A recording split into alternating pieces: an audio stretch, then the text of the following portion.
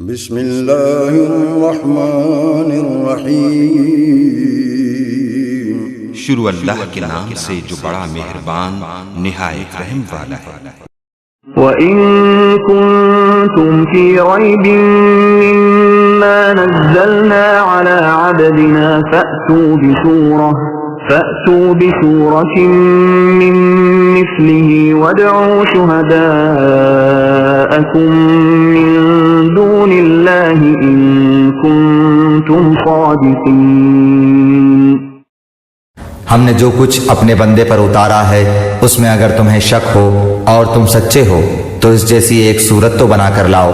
تمہیں اختیار ہے کہ اللہ تعالیٰ کے سوا اپنے مددگاروں کو بھی بلا لو۔